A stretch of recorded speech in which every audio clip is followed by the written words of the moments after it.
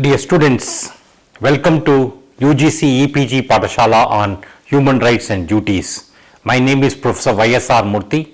I am the Executive Director of the Center for Human Rights Studies, OP Jindal Global University. In this paper on philosophical foundations, sources and duties, we will take up today the module on natural rights. In fact, over the course of next few modules, we will be looking at the theories of rights. We have covered the development of human rights since ancient times, and we looked at the various milestones in the development of human rights, including Magna Carta, the Dutch Declaration of Independence, the Glorious Revolution, and also the French Revolution and the Declaration on the Rights of Man and Citizen, as well as the American War of Independence and the American Declaration. Before we go and discuss the various theories of rights, we will first take up an examination of the natural rights and how the natural rights have evolved over a period of time and ended up as a human rights. What are the learning outcomes of this module? At the end of this module, the students will be in a position to understand the emergence of natural law and natural rights. You will also understand the significance of natural rights in the development of human rights, and also understand the critical evaluation of the theory of natural rights. As I said earlier on, in this section we will take up the study of theories of human rights. It starts with the study of natural law. The natural law thesis gave birth to natural rights.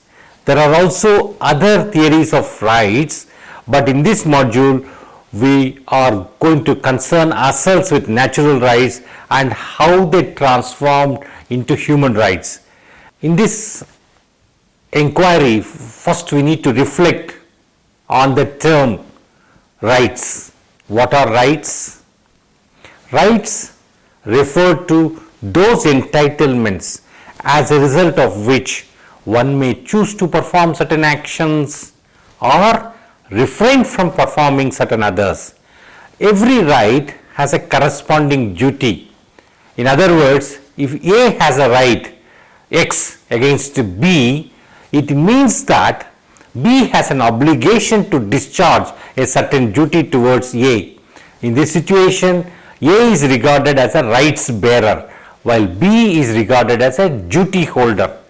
Normally, duties are held against the state, but they can also be held against family, in the case of the rights of the children, or a corporate entity or another individual. Please consider the following example. For instance, when we say Gopal has a right to be free from torture, what do you mean? Here Gopal is the rights bearer and state has a duty to ensure that Gopal enjoys a life free from torture. The right in question is right to be free from torture. In simple terms, natural rights imply that every person, simply by virtue of being born as human being, is entitled to certain basic rights. These rights are regarded as inalienable, or in other words, which cannot be taken away. They form a system higher than that of positive law, similar to God's laws or laws of nature. Before we go further, it is important to define and understand certain terms. First, we take up state of nature. While introducing the concept, philosophers ask us to imagine a situation before a state came into being. A situation prior to the state is called a state of nature. It is a hypothetical situation and has the following attributes. There is no government, there is no territory, and there is no governmental authority having monopoly over the legitimate use of coercion or violence. Only natural laws operate. Based on the state of nature and the assumption about human nature, political philosophers, scientists theorized on the origin of the state. It is worthwhile to examine what the life in a state of nature is like.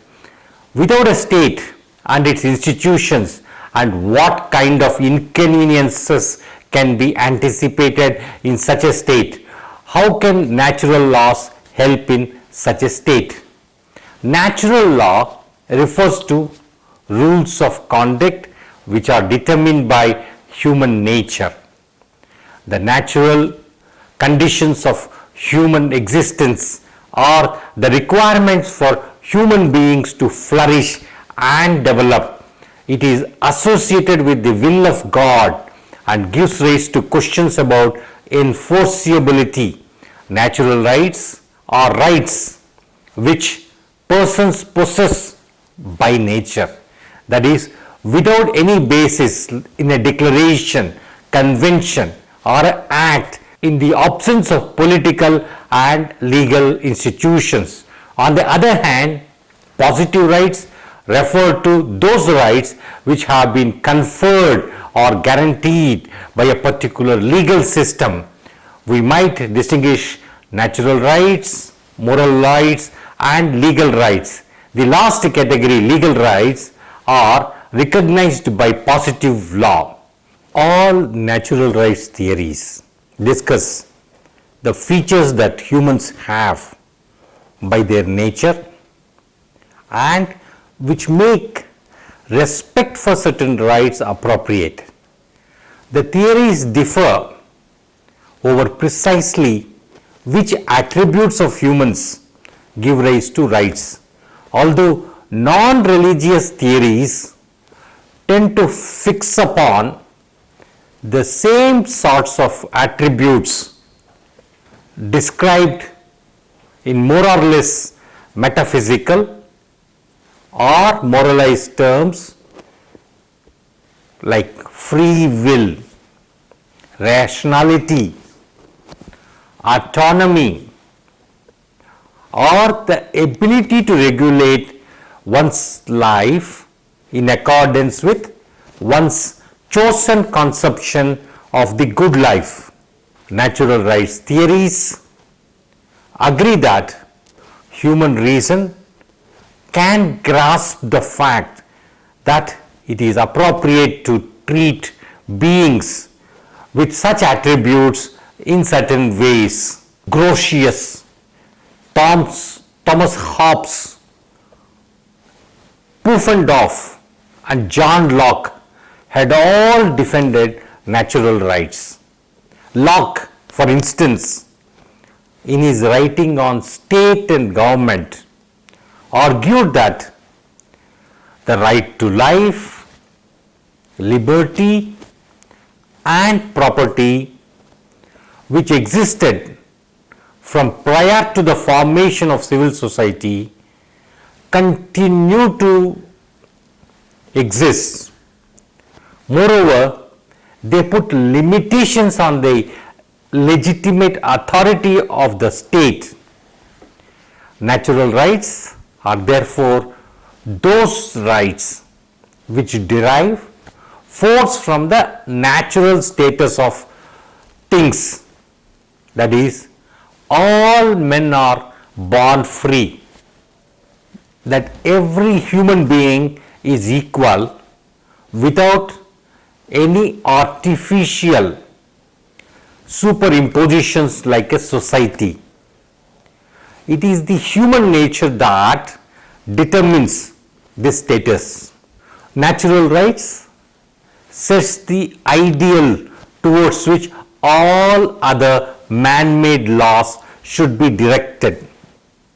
And in case of conflict, though not factually so, but morally or from the point of legal principles, the natural rights or to triumph.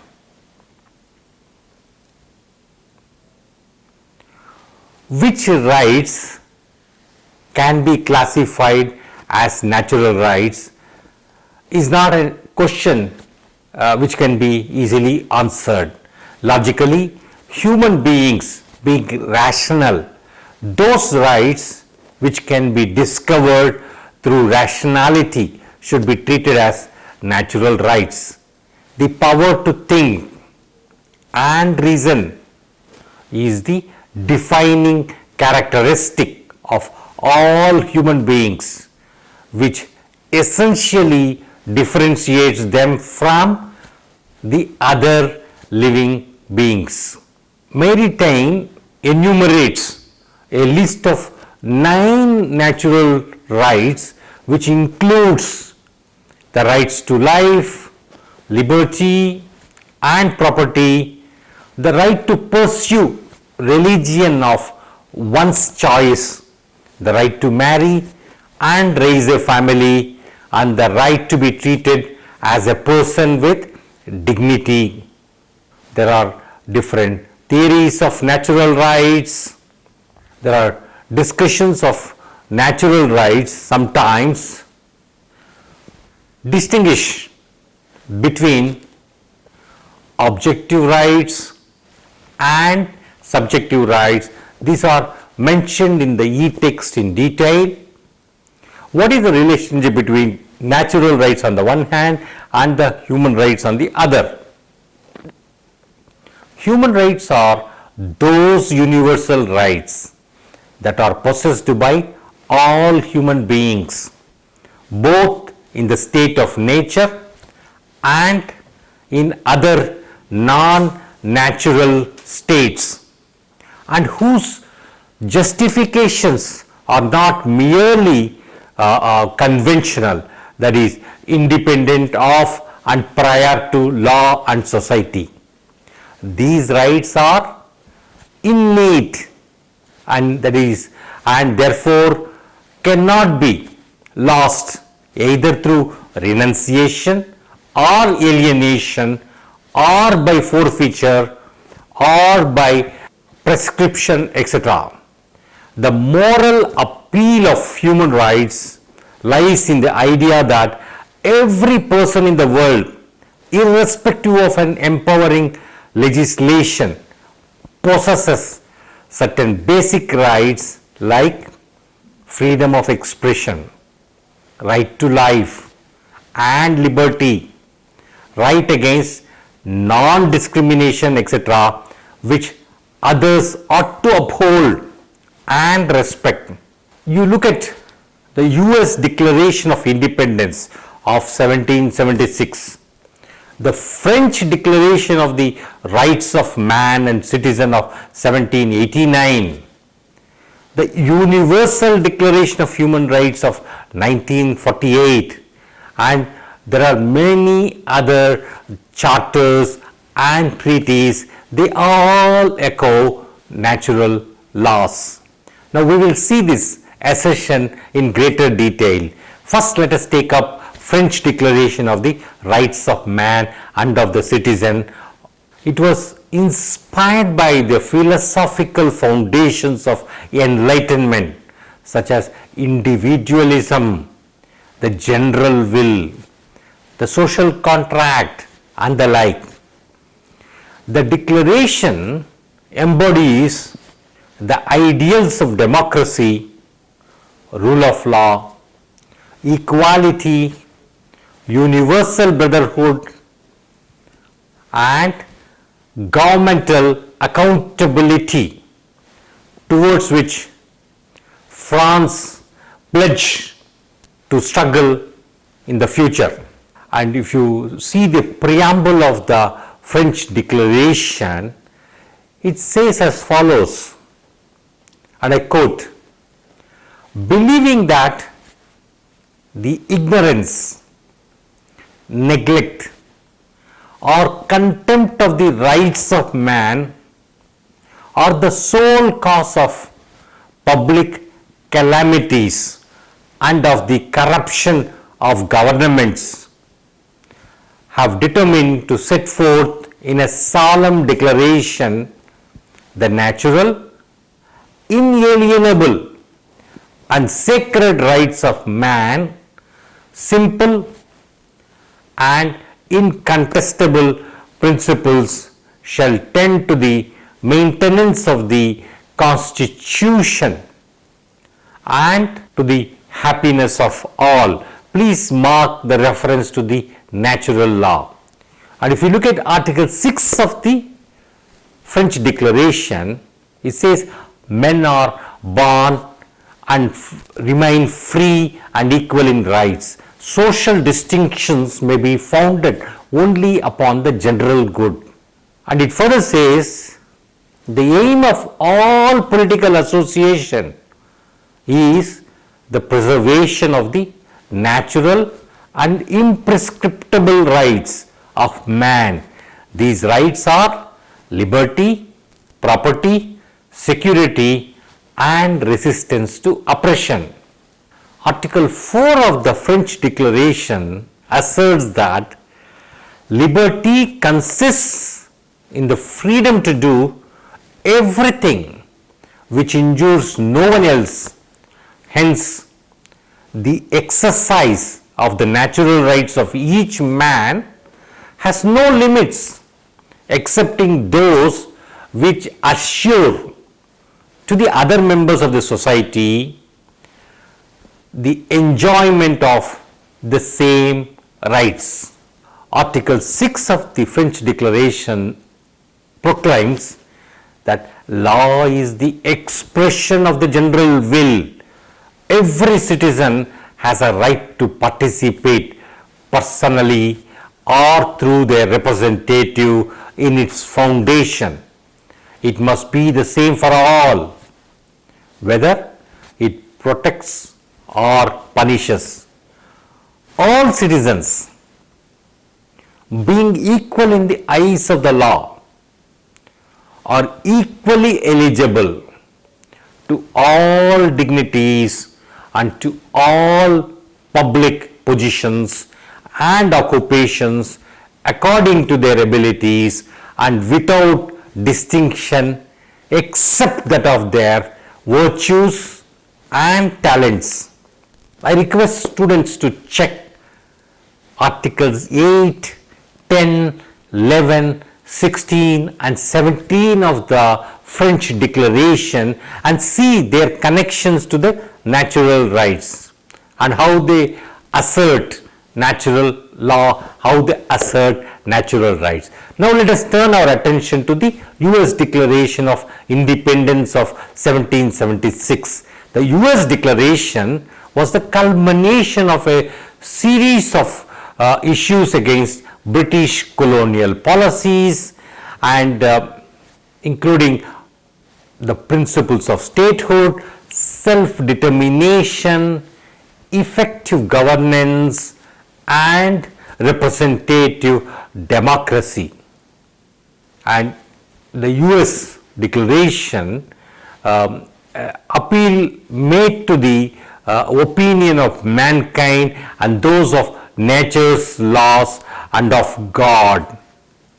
And if you look at the text of the US Declaration, it says, I quote, "When in the course of human events it becomes necessary for one people to dissolve the political bands which have connected them with another and to assume among the powers of the earth the separate and equal station to which the laws of nature and of nature's God entitle them, a decent respect to the opinions of mankind, requires that they should declare the causes which impel them to the separation." And the American Declaration further asserts that we hold this truth to be self-evident, that all men are created equal, that they are endowed by their creator with certain unalienable rights, that among these are right to life, liberty, and the pursuit of happiness. That to secure these rights, governments are instituted among men, deriving their just powers from the consent of the governed. That whenever any form of government becomes destructive of these ends, it is the right of the people to alter or to abolish it and to institute new government. When we carefully examine the above declaration, we see certain phrases like, we hold these truths as self-evident, inherent dignity, or references to God, etc. These are significant and they echo the principles of natural law and natural rights. Now let us turn our attention to the Universal Declaration of Human Rights of 1948. What does UDHR say? The preamble of the UDHR asserts that whereas recognition of the inherent dignity and of the equal and inalienable rights of all members of the human family is the foundation of freedom, justice and peace in the world. This is a very profound statement. The preamble further says, whereas disregard and contempt for human rights have resulted in barbarous acts which have outraged the conscience of mankind, whereas it is essential, if man is not to be compelled to have recourse as a last resort to rebellion against the tyranny and oppression, that human rights should be protected by the rule of law. And if you look at UDHR, there are a number of articles which assume significance and they echo principles of natural law and natural rights. Very first article, Article 1, proclaims that all human beings are born free and equal in dignity and rights. They are endowed with reason and conscience and should act towards one another in a spirit of brotherhood.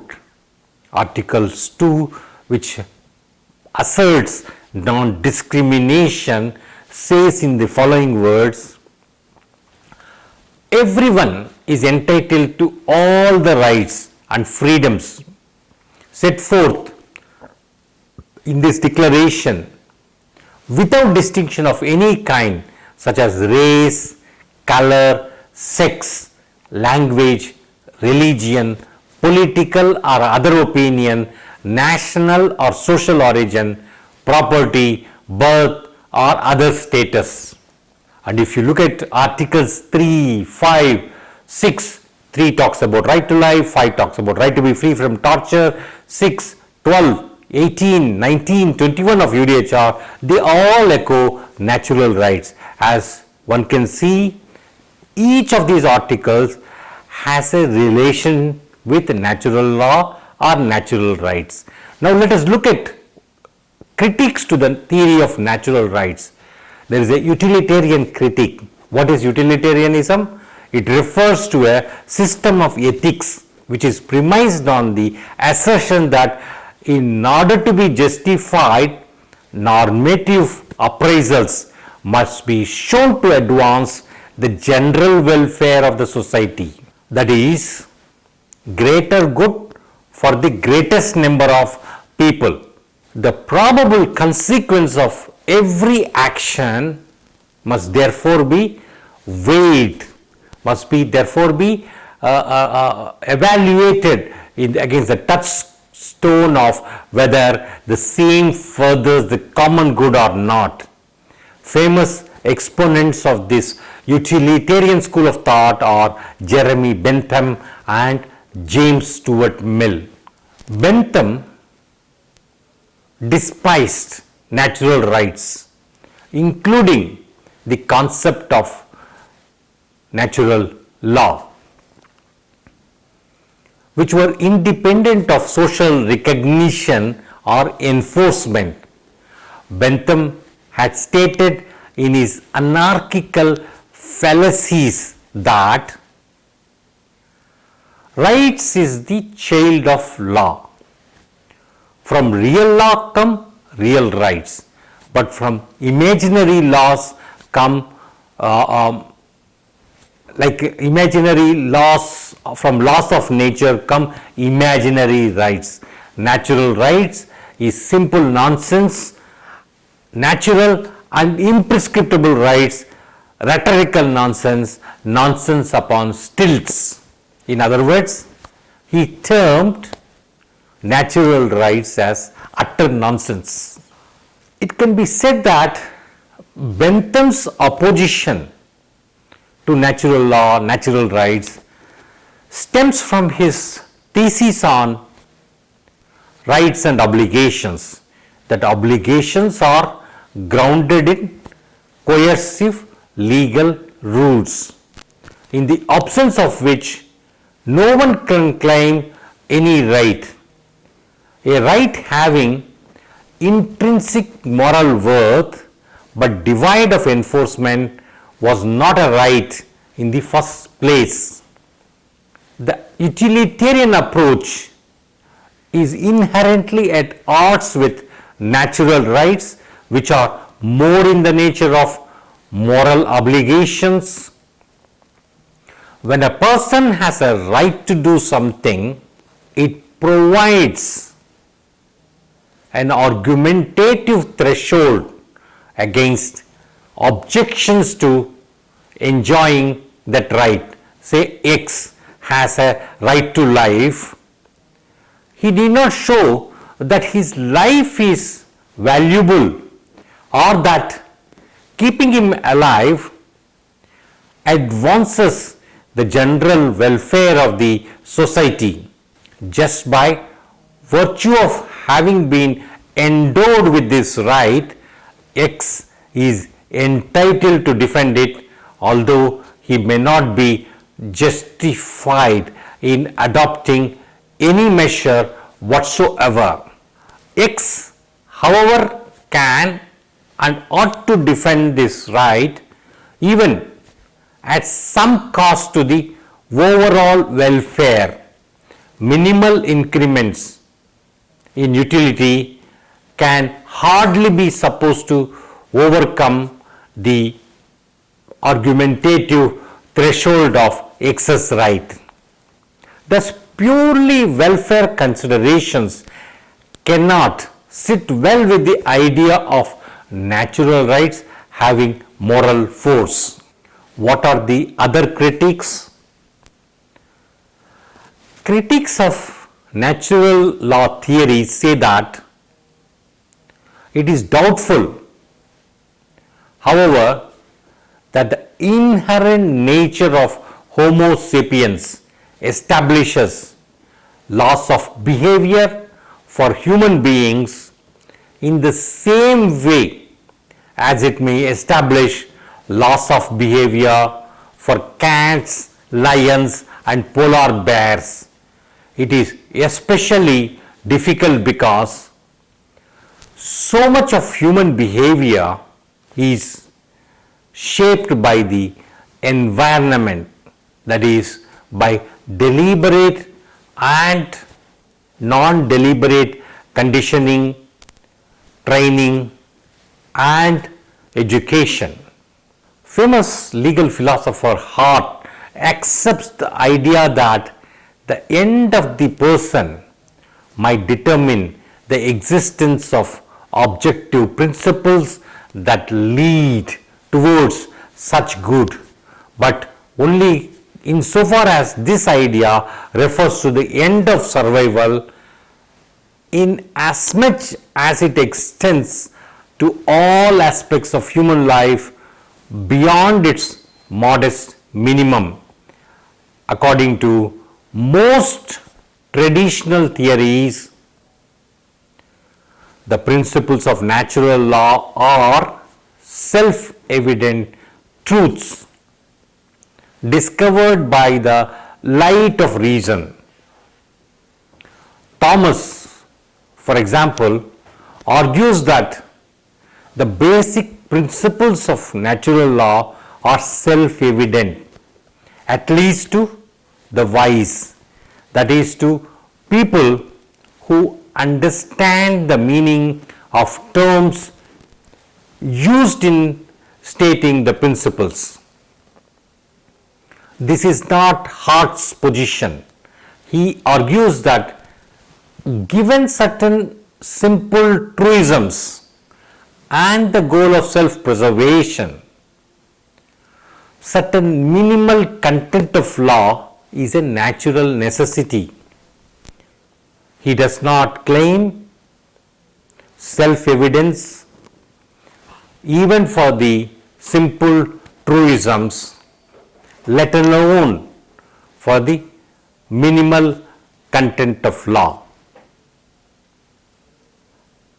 According to Hart, the minimal content of natural law may apply only to a small subgroup in a society. St. Thomas seems to believe that natural law, at least in principle, must apply to all men. Natural law theories conflict with both atheism and agnosticism. Atheism derives or denies the existence of a creator for the universe. This invariably goes against natural law, which holds that creator's existence has a purpose and that life must be aligned to that purpose. Therefore, the idea of purpose for life cannot be accepted without accepting the existence of a creator.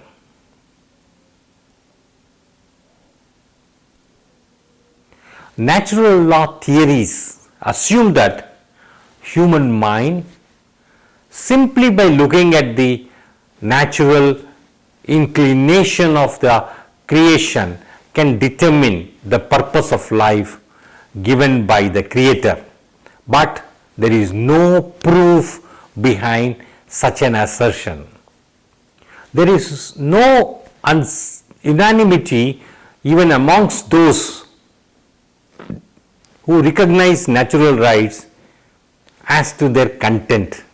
Natural rights have been seen as gifts of God, as correlative to duties imposed on man by God and concomitants of human nature or reason. In conclusion,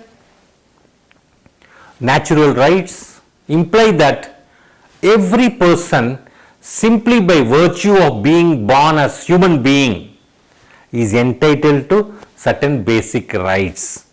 These rights are regarded as inalienable or which cannot be taken away. They form a system higher than that of positive law, similar to God's laws or laws of nature.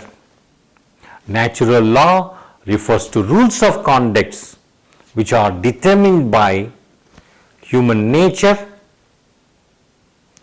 the natural conditions of human existence, or the requirements for human beings to flourish and develop. It is associated with the will of God and gives rise to questions about enforceability. Natural rights are rights which persons possess by nature, that is, without any basis in a declaration, convention, or act, or in the absence of political and legal institutions. Natural rights are therefore those rights which derive force from the natural status of things, that all men are born free, that every human being is equal without any artificial superimpositions like in a society. It is the human nature that determines this status.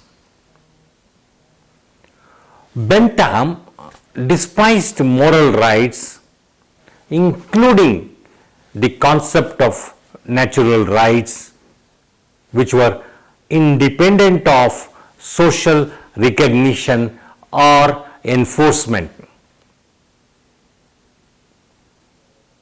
Bentham, as I mentioned before, stated in his Anarchical Fallacies that rights is a child of law.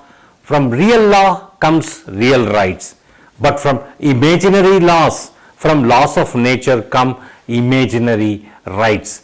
So he, in a very forceful way, he said natural rights is simple nonsense, and natural and imprescriptible rights is rhetorical nonsense, nonsense upon stilts. But as a result of the theoretical contestation, eventually one finds that the natural rights, natural law has evolved into human rights, and one finds this expressed in the Universal Declaration of Human Rights of 1948 and in the treaties and conventions which have been adopted subsequently. Thank you.